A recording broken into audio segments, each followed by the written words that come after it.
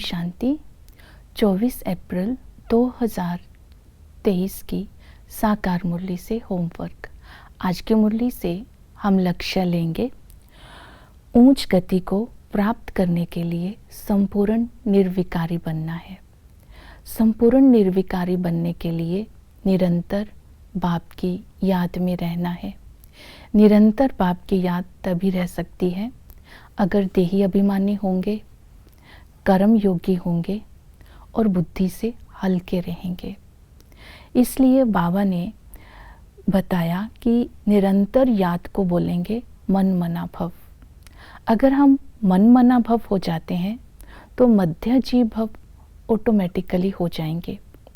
इसकी विधि जो आज बाबा ने बताई कि अमृत वेले वायुमंडल अच्छा होता है, तो तुम्हें रात को जीत कर, नींद को जीत कर रात को उठ कमाई करनी है।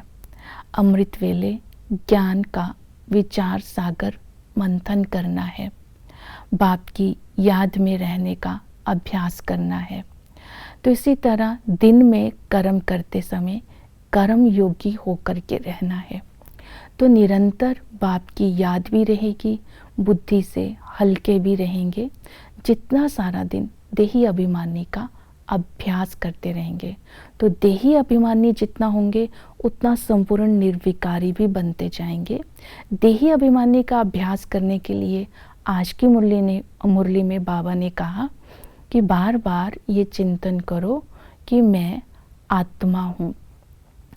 आत्मा का अभ्यास करना है कि आत्मा में 84 जन्मों का पाठ है।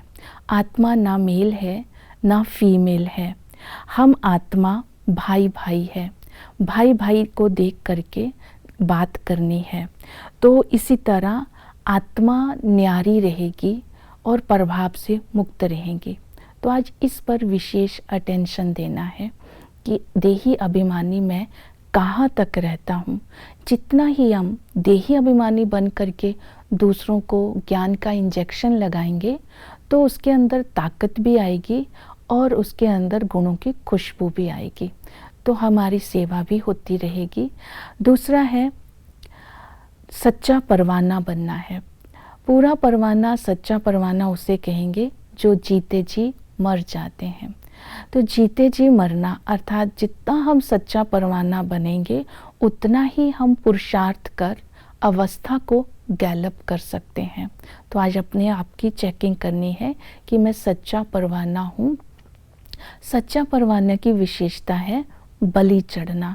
तो बलि चढ़ना अर्थात आज अपने अंदर ये चेक करना है कि कुटुंब को संभालते हुए भी त्याग करके अपना भाग्य मैं बना रहा हूँ। इसके लिए बाबा ने एग्जाम्पल दी सुदामा की। चावल मुट्ठी दे करके महल ले लिए। तो बाबा ने कहा मैं तो गरीब निवास हूँ कि जैसे गरीब का 20 और 50 इनकम है, उसमें से 1-2 आना भी यज्ञ में लगाता है और साहूकार 50,000 लगाता है, दोनों का इक्वल है। अर्थात यहाँ ये देखा जाता है यज्ञ में कि आपने त्याग कितना किया, उसके अकॉर्डिंगली भाग्य बनता है, धन के अकॉर्डिंगली नहीं। तो इसी तरह आज अपनी ये चेकिंग करनी है।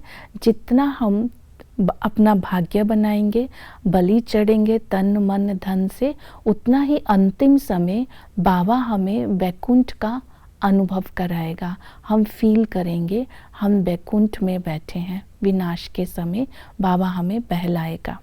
तो तीसरा है पक्का परवाना, सच्चा परवाना अर्थात श्रीमत पर चलना। तो आज की मुरली में बाबा ने श्रीमत दी, फॉलो फादर कर संपूर्ण निर्विकारी बनना है, ऊंच पद पाना है। इसके लिए आज की श्रीमत को अटेंशन देना है कि हम ईश्वरीय औलाद है। ईश्वरीय औलाद है अर्थात संपूर्ण पवित्रता के संस्कारों को इमर्ज रखना है। और सच्चा परवाना उसे कहते हैं जिसकी स्थिति सदा ही मस्त रहती है। वो ज्ञान और योग के चिंतन में रहते हैं। ज्ञान और योग की शिक्षा दूसरों को देकर उनको भी खुशबूदार फूल बनाते हैं और खुद भी खुश रहते हैं और मस्त रहते हैं।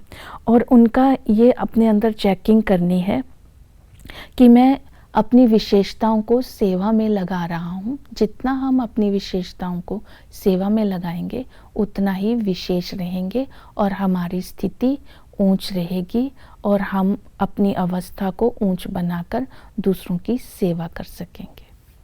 ओम शांति।